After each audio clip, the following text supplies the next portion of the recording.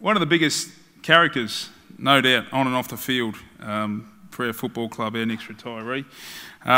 We have our trademarks at the football club, and this guy fits every one of them. Smart, organised, relentless, and most of all, family.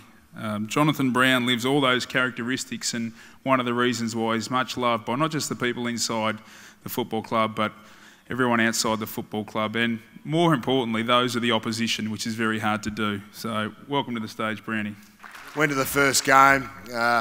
Always tell the debutants this one that my famous first game, I had 0 kicks, 0 handballs and 0 marks. And Lee finally put me out of my misery about halfway through the third quarter, and thank God he stuck with me. And he was a very big influence on my career, and had the confidence.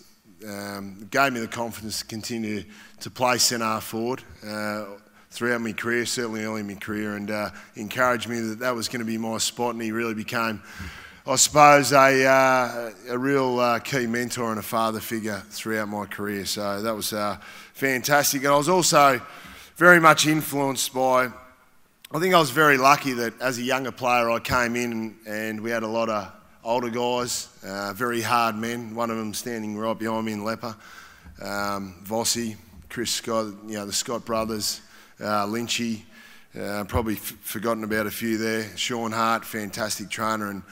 And people often ask me about why I did some of the acts that I did on the field. And I was always obviously a young fellow, I was very influenced by those guys and the example they set, and they were very hard trainers.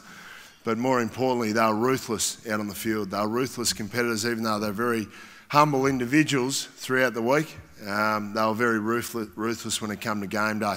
So I knew I had to live by those standards and follow in the courage and the actions that they set out on the footy field. So I feel very blessed. And for the current leaders now, even though you're a young generation of leaders, just remember the influence you're having now on these younger blokes coming through, because we are watching. As 18, 19-year-olds, we are watching, and that was the biggest lesson that I learnt. And I thought, I just want to follow in the footsteps of Voss and Lepage and those guys, and I don't want to let them down. So I'm very lucky that happened early in my career, and I was able to set the right habits from the get-go. So thanks, Lepper, and thanks to all the boys. Thanks to my coaches. Obviously, I mentioned Lee and Vossi and Lepper. It's been a very difficult year. Certainly for Blackie, myself and Ash, as we get towards the end of our year, our bodies are failing us. We started Lepper off beautifully.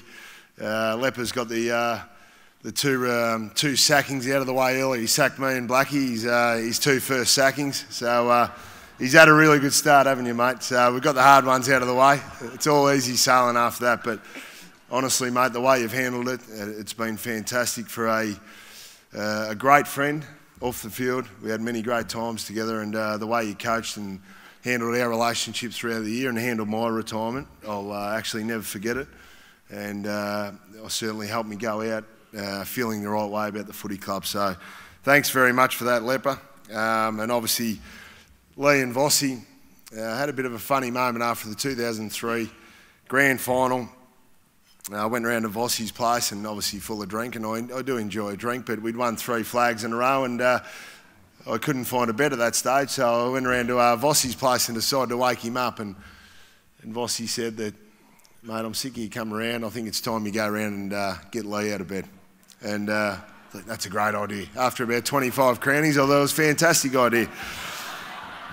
So I've loaded the maxi cab up, and at that stage I think I made most of the rookie list boys in there, and Richard Adley had just played in his 4th game, and as you can imagine, Hads was white as a ghost. And anyway, we jumped in the maxi cab, said, yeah, right, let's go to Carindale, straight to Lee's place. Great idea. I'm sure Lee will have a beer with us at 4 o'clock in the morning, and Lee's going on about 60 at that stage, and we turned up to Lee's place and knocked on the door, and I'm still adamant to this day that it was Lee's place, but the boys reckon Lee's adamant that it wasn't his place. He reckons he's a light sleeper and he never heard any knocks all day. So some poor bugger in Carindale, sorry for knocking on your door at 4 in the morning. So. But it would have been a great story if I got to have a beer with the master at 4 a.m. So it was a fantastic influence.